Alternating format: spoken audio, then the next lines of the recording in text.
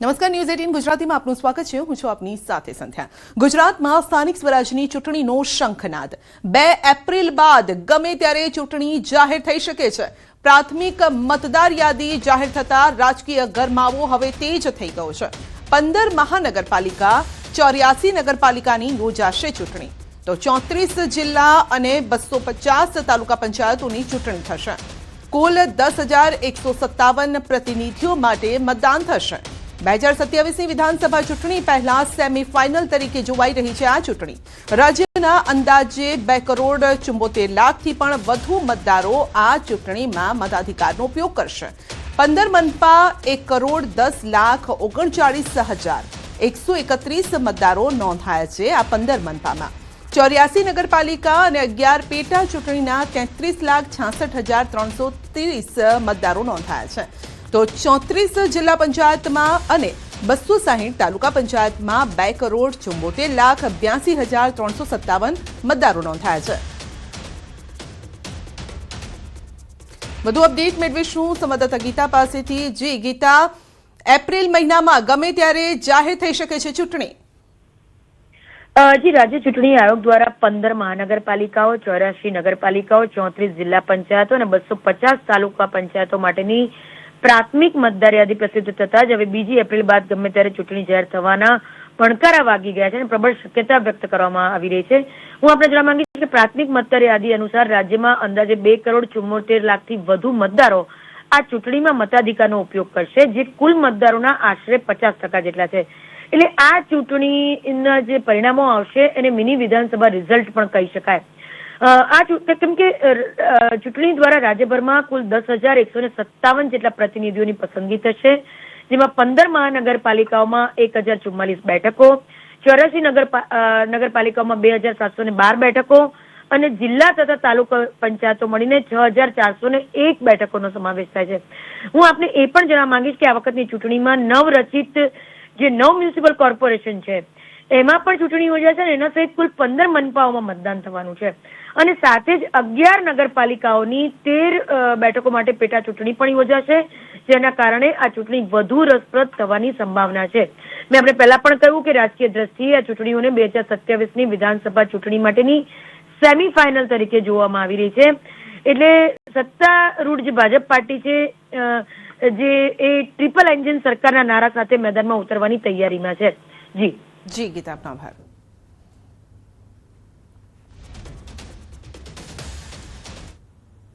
રાજ્યની મધ્યાહન ભોજન યોજનામાં મોટો ફેરફાર કરવામાં આવ્યો છે, જ્યાં ફિટ ઇન્ડિયા અભિયાન હેઠળ વિદ્યાર્થીઓના આરોગ્યને પ્રાથમિકતા આપવામાં આવી છે. વધુ તેલવાળી સુખડીને મેનુમાંથી દૂર કરીને હવે પૌષ્ટિક અને ઓછા તેલવાળા નાસ્તાના વિકલ્પો ઉમેરવામાં આવ્યા છે. આ બદલાવથી લાખો વિદ્યાર્થીઓના દૈનિક આહારમાં સુધારો થશે. તેમને વધુ સંતુલિત અને સ્વાસ્થ્ય ખોરાક મળશે. નવી વ્યવસ્થા મુજબ મગ ચાટ, વેજીટેબલ પૌવા, ઉપમા જેવો નાસ્તો પણ આપવામાં આવશે. સરકારનો ઉદ્દેશ બાળકોમાં હેલ્ધી લાઇફસ્ટાઇલ વિકસાવવાનો છે, છતાં પણ આ નિર્ણયને લઈને મિશ્ર પ્રતિસાદ સામે આવી રહ્યા છે.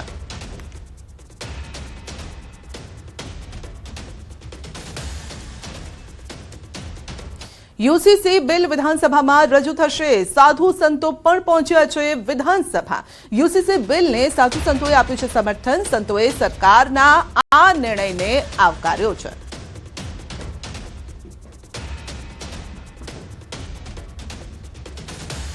આ કાયદાને આવકારવા માટે સંતો આવ્યા છે. વિધાયક પસાર થઈ ગયા પછી અમે મીડિયાને મળી અને માહિતી આપીશું. બિલ પસાર થઈ જાય પછી કોપી આવશે, એ પછી અમે માહિતી આપીશું. ગુજરાતના તમામ ધર્મના સંતો એમની સાક્ષીમાં આ વિધેયક પસાર થવાનું છે અને ગુજરાતના તમામ ધર્મના સંતો આજે આશીર્વાદ સાથે આ વિધેયકને સમર્થન આપી રહ્યા છે. વિશ્વ પરિષદ આરએસએસ વર્ષોથી જે માંગ કરતી હતી, એક કાયદો આજે આપણી વચ્ચે પસાર થઈ રહ્યો છે. અતિ આનંદની વાત છે. જે વિરોધ કરે છે, રાજનીતિ કરે છે. ઘણા મુસ્લિમ લોકો એવા છે ભણેલા ગણેલા યોગ્ય વ્યક્તિઓ, એ પણ આ કાયદાના વિરોધ કરતા નથી. એક દેશ એક કાનૂન બધાને માનવું જોઈએ. અમે આ બિલને વધારવા માટે ઊભા છીએ અને બહુ ખૂબ આ સરકારને ધન્યવાદ આપવા માટે છીએ કે જે આ રાષ્ટ્રની એકતા માટે, અખંડતા માટે જે આવશ્યક હતું એને આપણે ગુજરાત સરકાર કાયદાનું સ્વરૂપ આપવા જઈ રહી છે એ બદલ સરકારને ખૂબ ખૂબ ધન્યવાદ. જીએમસી ઓફિસ ખાતે કોંગ્રેસનો હલ્લાબોલ, કાર્યકર્તાઓએ કમિશનરની ઓફિસ ઘેરી છે. અગાઉ જીએમસી અધિકારી લાંચ લેતા પકડાયા હતા.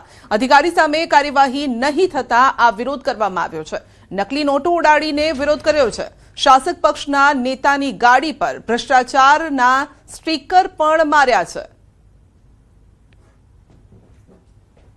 ભ્રષ્ટાચારનું નેટવર્કિંગ કર્યું છે.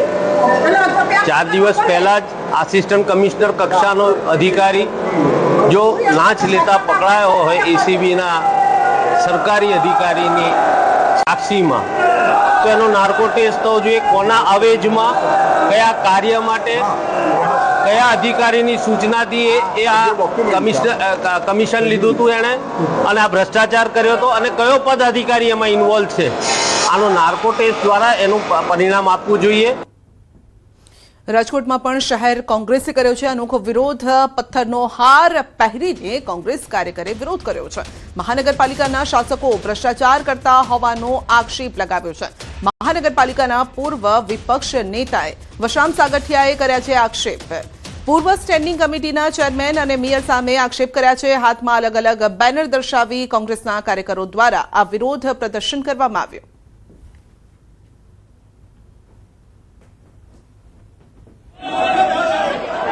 રાજકોટ મહાનગરપાલિકાના ભાજપના પૂર્વ શાસકો કે જેને કરોડો રૂપિયાના કૌભાંડો કર્યા રાજકોટ મહાનગરપાલિકામાં, બેફામ બાંધકામો કર્યા ખોટા ટાઉન પ્લાનિંગ એક્ટની વિરુદ્ધના.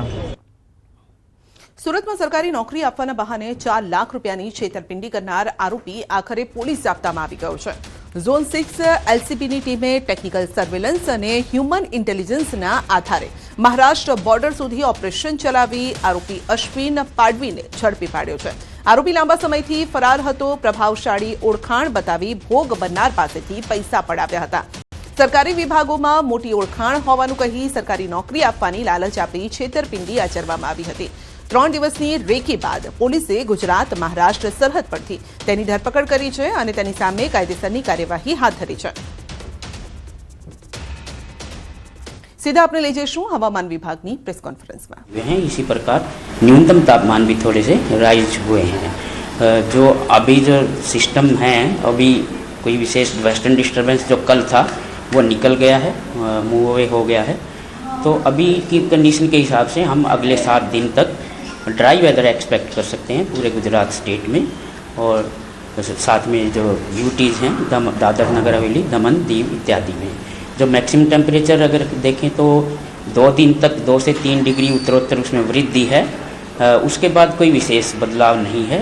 इसी तरह से मिनिमम टेम्परेचर की अगर बात करें तो अगले 7 दिनों के दौरान कोई विशेष उसमें बदलाव नहीं है. जो दर्ज किया गया था सबसे सर्वाधिक अधिकतम तापमान 37.9 डिग्री सेल्सियस केसौड़ में दर्ज किया गया है, जबकि न्यूनतम तापमान जो सबसे कम रहा है पिछले 24 घंटों में वो 20.1 डिग्री सेल्सियस दीव में रहा है. अगर लोकल की बात करें हम अहमदाबाद की, तो आज पार्टली क्लाउडी रहने की उम्मीद है और मैक्सिमम टेम्परेचर 37 डिग्री के आसपास रहने की उम्मीद है. इसी तरह गांधीनगर का भी लगभग 37 डिग्री के आसपास रहने की उम्मीद है. अगर मिनिमम की बात करें तो कल सुबह लगभग 24 डिग्री के आसपास अहमदाबाद का टेम्परेचर रहने की उम्मीद है और गांधीनगर में 23 डिग्री के आसपास उम्मीद है. मछुआरों के लिए भी कोई विशेष चेतावनी नहीं दी गई है. जो वर्तमान में हवाएं चल रही हैं नॉर्थ गुजरात कोस्ट और साउथ गुजरात कोस्ट में उत्तर पश्चिम से उत्तरी हवाएं चल रही हैं, जिनकी स्पीड 15 से 20 नॉट है दोनों कोस्ट. कुल मिला के हम कह सकते हैं कि आगे अभी कोई विशेष मौसम प्रणाली नहीं है और मौसम लगभग शुष्क रहेगा.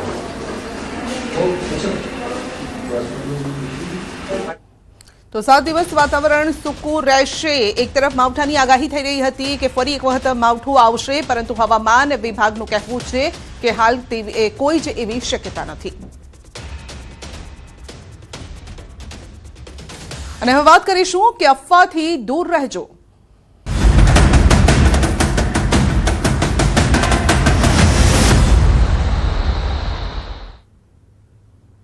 રાજ્યમાં પેટ્રોલ અછતની અફવા વચ્ચે ઇન્ડિયન ઓઇલ કોર્પોરેશનના એક્ઝિક્યુટિવ ડિરેક્ટર અને સ્ટેટ હેડ સંજીવ બહેરાનું નિવેદન છે. તેમનું નિવેદન છે, તેમણે કહ્યું છે કે રાજ્યના બધા પેટ્રોલ પંપ પર પેટ્રોલનો પૂરતો જથ્થો છે.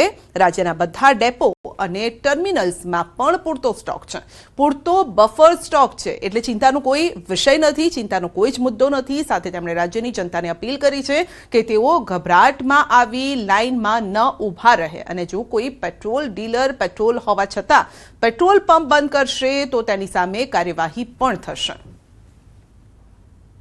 आप लोगों को रिक्वेस्ट करना चाहता हूं, जो पेट्रोल पंप है वहां पे आइए, लेकिन कोई क्यू लगाने का जरूरत नहीं है. एडिक्वेट इन्वेंट्री है. जब चाहे any point of time you can come to our outlets and you can take fuel. Nothing to panic, that much assurance I can give on behalf of the oil companies.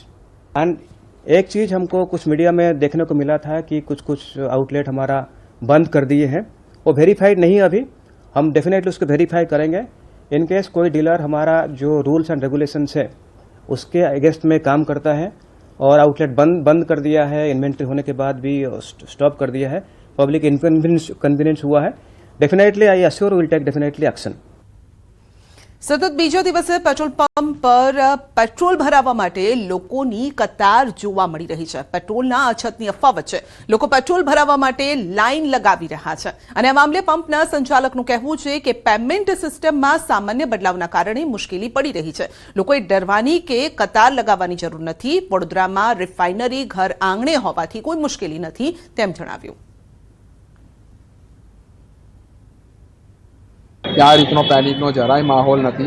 તે છતાં પણ અમારી પાસે પૂરેપૂરો petrol અને diesel બંનેનો જથ્થો પૂરેપૂરો અવેલેબલ છે. જોઈએ એટલો માલ મળશે. ડીઝલની ખરીદી કરીએ એ દિવસે અમારે એનું આરટીજીએસ કરવાનું હોય, એના બદલે હવે ફક્ત ને ફક્ત ખાલી એડવાન્સમાં આરટીજીએસ, એટલે એડવાન્સ એટલે આગલે દિવસે નહીં પણ સવારમાં આરટીજીએસ કરી દો તો એ તમને તરત તમને ગાડી ભરી આપે. પશ્ચિમ